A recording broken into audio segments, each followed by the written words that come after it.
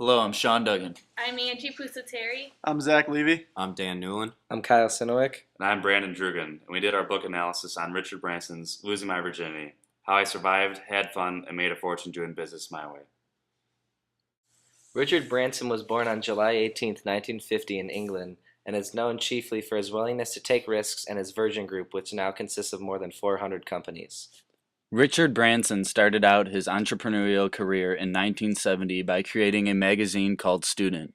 He was 16 years old at the time and had the desire to create a magazine that would discuss student culture. The main focus were interviews with popular musicians of the time. Richard then went on to start the Student Advisory Center, where students could call about almost anything. With Richard's learning experience from running the student helpline and the student magazine, he decided to venture into the record business. Before Richard opened his record store, he outlined what tactics he would use to differentiate his record stores from the major ones at the time.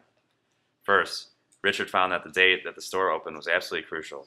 Richard also began his strategy of always doing his best to protect the downside or the financial loss of his business ventures. Being in business, Richard had to take many risks, and to protect his first risk of opening a record store, he convinced the landlord to allow him to not pay rent for the first 3 months. Richard wanted to outdo the leading competition at the time, so his first innovative idea was to create a friendly and laid-back environment in his record stores. Most of his customers were young and wanted a place to hang out, so he created an environment that welcomed his customers to stay longer and, as a result, purchase more records.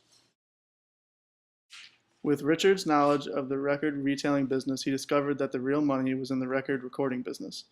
His strategy was to try and own the copyright of his recording artists for as long as possible, because intangible assets make up most of the record company's worth.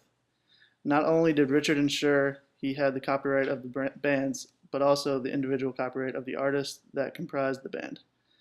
Richard always strived to build up his brand name, so by signing popular artists or potential stars, he knew that it would help him create a name out of Virgin.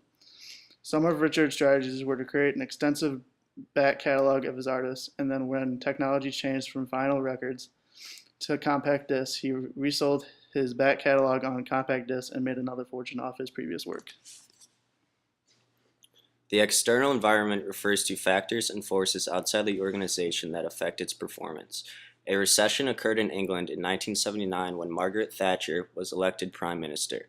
The interest rate soared and cost a lot of people a lot of money.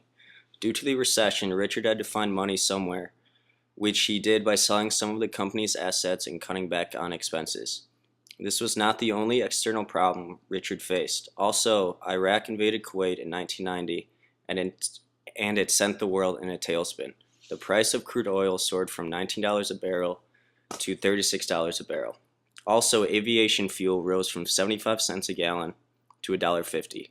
This increase in price was mainly due to the Allied forces stockpiling aviation fuel in preparation for an airborne attack on Iraq. Two of the main ingredients of an airline's profitability are the number of passengers and the cost of aviation fuel, so this was a big hit to Virgin Atlantic's profit. I've always enjoyed breaking the rules, whether school rules or acceptable conventions. As a 20-year-old, I live my life on my own terms, following my own instincts. This quote by Richard Branson in his book states his point of view on business behavior. Some of the unethical behavior resulted in him getting arrested.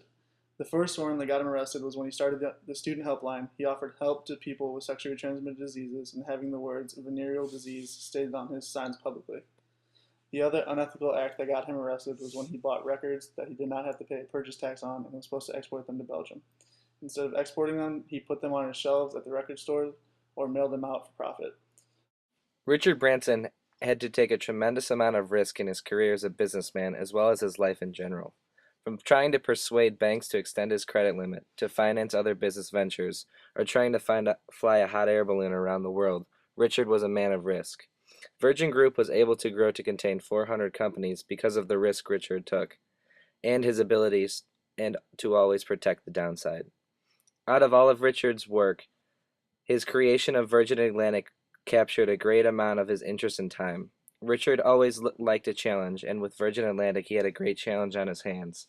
He took huge financial risks, and when he started both his recording company and his airline company, they were large gambles. Richard Branson was huge on social responsibility and wanting to help others. He believed in humanity and valuing human life.